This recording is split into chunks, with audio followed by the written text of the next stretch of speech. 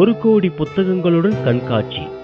சென்னை தீவுத்திடலில் 39வது புத்தக கண்காட்சி புதன்கிழமை கோலாகலமாக துவங்கியுள்ளது.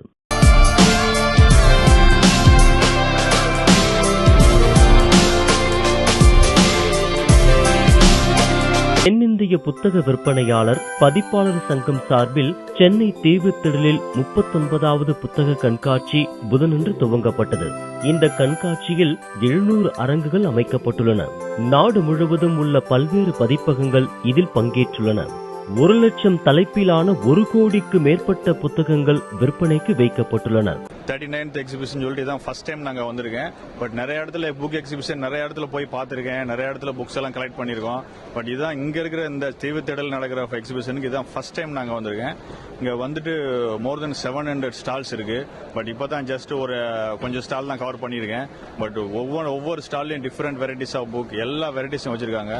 இங்க பேசிக்கா நான் இந்த எக்ஸிபிஷனுக்கு வந்ததுக்கு ரீசனே வந்துட்டு என்னோட கிட்ஸ் 2 பேர் இருக்காங்க. என்னோட கிட்ஸுக்கு வந்து அந்த ஒரு ரீடிங் ஹேபிட் அது வந்து ஒரு பேசிக்கா ஒரு கேரக்டரா இருக்கணும் அப்படிங்கிற ஒரு இதுக்காக வேண்டிய நான் வந்திருக்கேன். நானுங்க இப்ப நான் எல்லாத்தையும் என் கிட்ஸவே நான் ஒவ்வொரு ஸ்டாலுக்கு உள்ள விட்டு அவங்களுக்கு என்ன பிடிக்குமோ அவங்களே செலக்ட் பண்ணட்டும் அப்படிங்கறத என்னோட ஐடியா.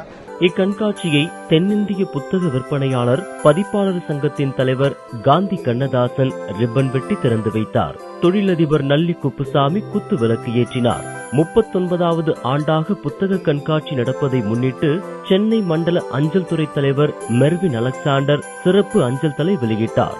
இதைத் தொடர்ந்து சிறந்த பதிப்பாளர், விற்பனையாளருக்கான விருதுகள் முறையே குமரன் பதிப்பகம், நியூ புக்லேண்ட் நிறுவனத்திற்கு வழங்கப்பட்டது. எழுத்தாளர்கள் எஸ் ரகுபதி, முனைவர் இ சுந்தரமூர்த்தி, ஆர் கே அருள்ஜோதி ஆகியோருக்கும் விருதுகள் வழங்கப்பட்டது. இவ்விழாவில் நல்லி குப்புசாமி பேசும்போது, கடந்த 39 ஆண்டுகளுக்கு முன்பாக புத்தக கண்காட்சிக்கு சராசரி வாசகனாக வந்ததாகவும் அன்றிலிருந்து ஒவ்வொரு ஆண்டும் தொடர்ந்து இந்த கண்காட்சி நடந்து வருவதும் வாசகர்களின் ஆதரவு பெருகி வருவதும் மகிழ்ச்சியான விஷயம் என்றும் தெரிவித்தார்.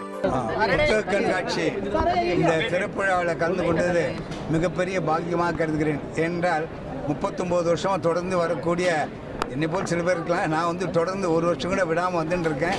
அந்த 27 கடைகளோட ஆரம்பித்து 650 ஸ்டாலோட நடந்த போன வருஷம் நான் வந்திருந்தேன்.